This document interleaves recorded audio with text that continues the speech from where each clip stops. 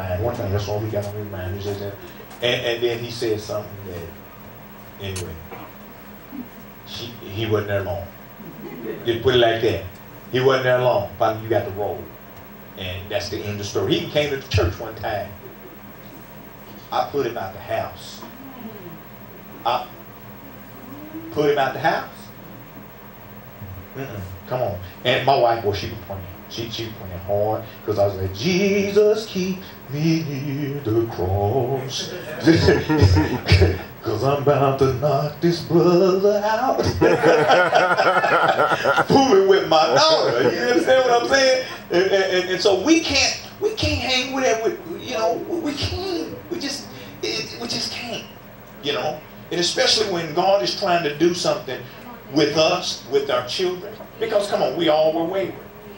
You know, they experience things that we experience. And we have to make sure that they survive it, you know, and hopefully, you know, not with the bumps and bruises that we got. Because that's what we try to do. We try to save them from some of the things that we encountered. But sometimes, unfortunately, they end up doing the same things. And see, for years we covered, because see, I was strung out on crack. I started smoking weed at 12 years old.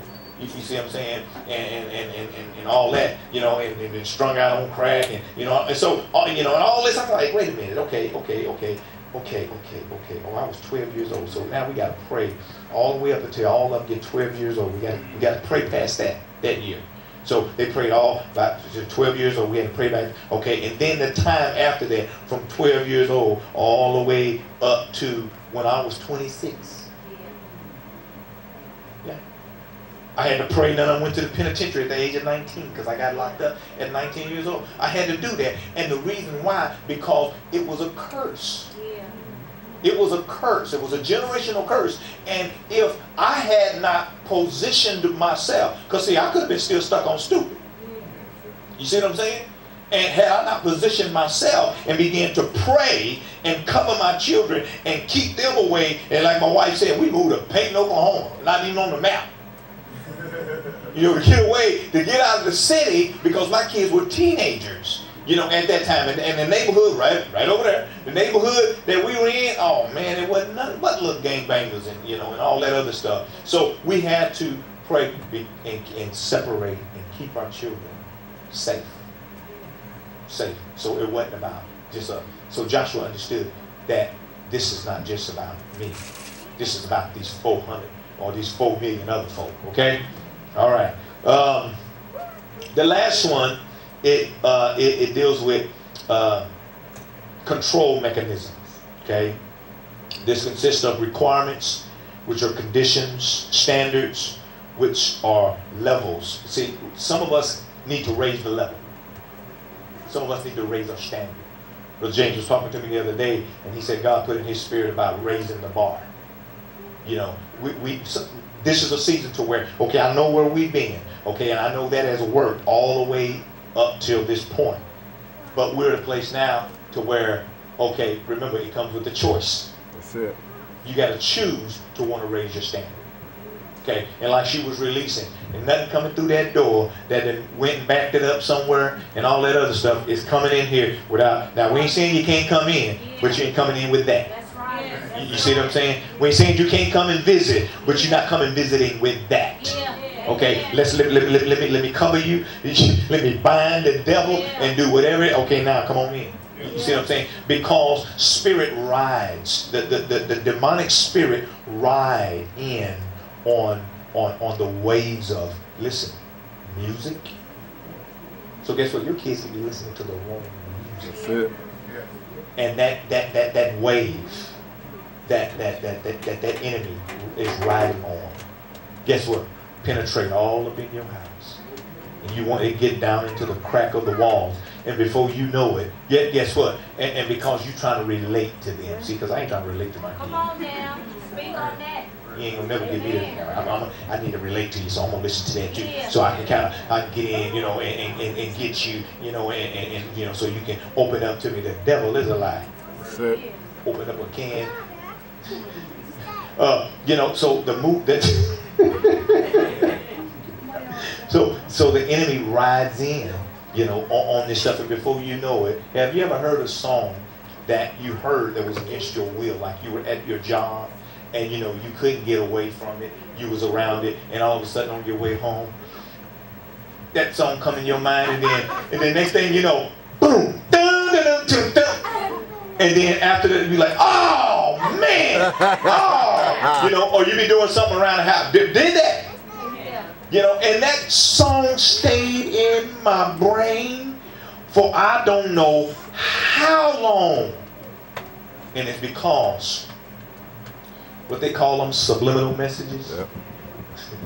Them waves that music got in. Now you got to realize, y'all, this the flesh. The flesh want to back it up. Yeah, this the flesh. The flesh won't. You don't want to do no holy dance. The flesh don't want to do no holy dance. Your dance want to back it up, back, bring it forward, back it up, bring it forward. You want to do all that. You see what I'm saying? So when it hears something when it hears something that gratifies and satisfies it, boy, it's almost like a photogenic memory. Bing! It's lodged in, and before you know it, you got to pray and go on fast to get it out of your mind. That's real. And so we have to be careful. So these standards, we got to look at where we are. We got to make a decision to look at and examine, okay, where am I and where am I trying to go? Okay, and then ask myself, with the level that I'm on now, can I go there? And just be honest. You just be honest with ourselves, okay? Then they require a process, which is a course of action, okay? A course of action, and then procedures, which is a system.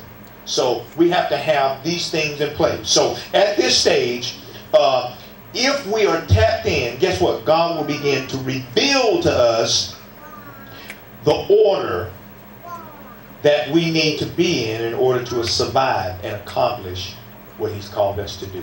Okay? Y'all believe that? Somebody give Him a praise. Amen.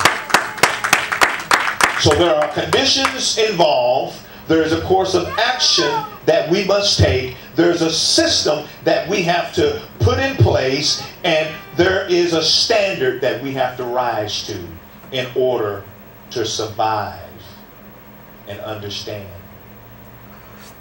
and manage this level of change.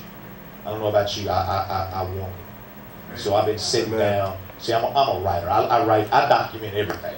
I'm just one of them, because this is something that God dealt with me years ago as a young minister. I found out when I would write things out, when I would write it out, it would lodge right in my spirit. When I would just, read it, study it, and all of that, I mean, I could retain, some things, but I retained more in my spirit when I wrote it out. So I keep a file, a folder, my laptop. It's got, everything on there, so that when God puts something in my spirit, if something come in my spirit, He can remind me, remember, you did research on that several years ago. I can go back either to my file, or, now that I've graduated, I've been using a laptop, for some years now. I got these little zip things, and, they all filled too. And things, and my wife's trying to help me get them in order. I done created files for all of my different things that I do, my messages and different syllabus and different things that I've come up with, because I love doing things like that, sitting down and coming up with a system of operation. That's why when you got the class 101, 201, 301, that right there, I just get a joy out of just sitting down and reading. And God, what God has given me the ability and gift to do is I can take a book and read it. I don't care what book it is.